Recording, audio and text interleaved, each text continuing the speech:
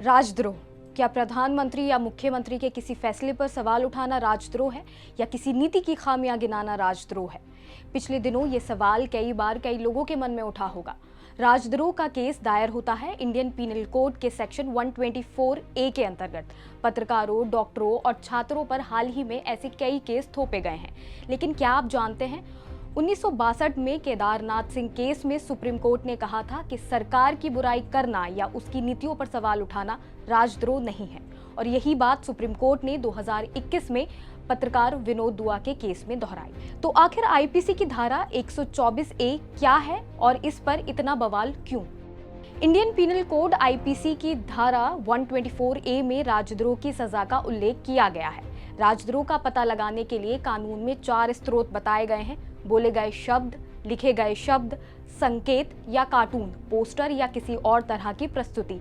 अगर दोष साबित होता है तो 3 साल की सजा या जुर्माना या दोनों हो सकते हैं। अधिकतम सजा उम्र कैद की है। ये कानून 1870 में जेम्स स्टीफन ने लिखा और तभी लागू किया गया। अब सवाल ये है कि 2014 में मोदी सरकार के सत्ता में आने के बाद क्या राजद्रोह के तहत दर्ज किए जाने वाले मामलों में इजाफा हुआ है? तो इसका जवाब हाँ है। आर्टिकल 14.com ने 2020 में एक रिसर्च में दावा किया है कि मोदी सरकार के सत्ता में आने के बाद राजद्रोह के मामलों में इजाफा हुआ है। 2010 से 2020 के बीच करीब 11,000 लोगों के खिलाफ देशद्रोह के 816 केस दर्ज हुए। इसमें 65% लोगों को मोदी के प्रधानमंत्री बनने के बाद आरोपी बनाया गया। इसमें विपक्ष के नेता, छात्र, पत्रकार, लेखक और शिक्षाविद शामिल हैं। 405 भारतीयों के खिलाफ नेताओं और सरकारों की आलोचना करने पर राजद्रोह के आरोप लगे। इसमें 96% केस 2014 में रजिस्टर हुए।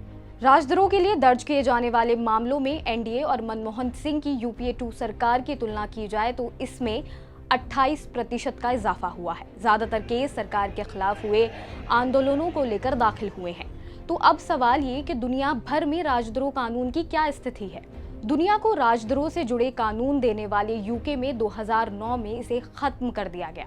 न्यूजीलैंड और इंडोनेशिया में 2007, स्कॉटलैंड में 2011 और अमेरिका में इस कानून में इतने बदलाव हो चुके हैं कि ये अब डेड लॉ है। लेकिन भारत में सेक्शन 124A जिंदा है। हालांकि इसका इस्तेमाल उन्हीं मामलों में होना चाहिए जहां कानून व्यवस्था को बिगाड़ने या सरकार को हिंसक या अवैध तरीके से हटाने की मंशा दिखाई दे। ऐसे ही और वीडियोस देखने के लिए जुड़े रहें दैनिक भास्कर ऐप के साथ। शेयर और डाउनलोड करें दैनिक भास्कर ऐप।